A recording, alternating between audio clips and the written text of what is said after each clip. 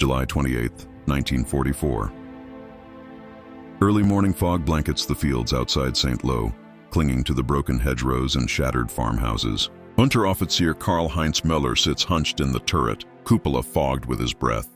Around him, panzer crews move with mechanical precision, but there is a tension in their posture that wasn't there the day before, a wariness that drapes over the unit like wet canvas. Reports are pouring in. Units across Normandy are recounting the same story. The Sherman burns, the crew survives. One tank takes 6 hits in the span of 10 minutes, engine ablaze, armor perforated. Yet every soldier walks away. Another unit notes a Sherman hit by artillery that should have turned it into a steel coffin. The fire rages, yet the hatch opens and crewmen escape unscathed. Müller reviews sketches in his notebook, diagrams of the tanks he has fought. He traces the layout of the Sherman's interior. Ammunition stored low, submerged in wet compartments designed to prevent a catastrophic chain reaction.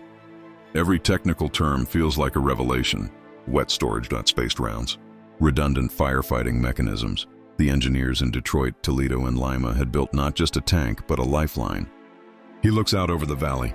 Flames still curl from a Sherman destroyed 2 days ago, yet the crew had walked away. Every encounter they have had reinforces a truth German doctrine hadn't accounted for. Survival itself is tactical power. A soldier who can get out of a burning tank can fight again. A crew who survives can repair, regroup, and return to battle. The difference hits Müller viscerally. In Russia, a T-34 burning meant death, always. Here, a Sherman burning is temporary. The realization gnaws at him. The old rules, armor penetration equals guaranteed destruction, no longer hold. He feels a creeping frustration. His experience, his instincts, the lessons engraved into him over years of combat are suddenly unreliable. The Panzer IV under him rumbles forward cautiously.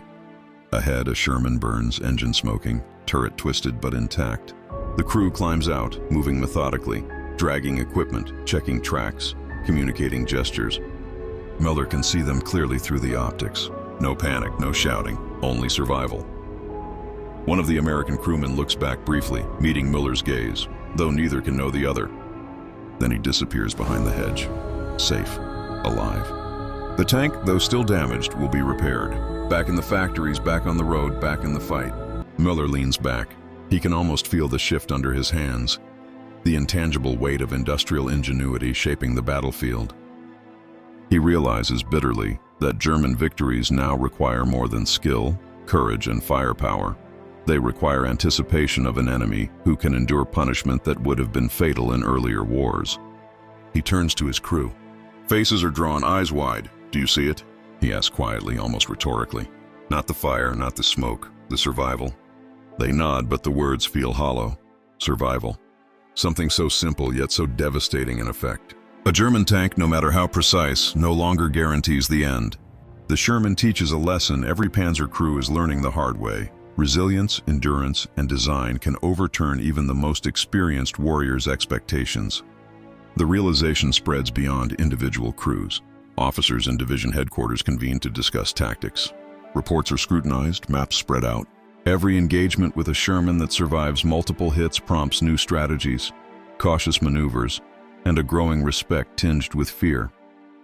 The mockery that German crews once held over the Sherman evaporates, replaced by unease, then grudging admiration.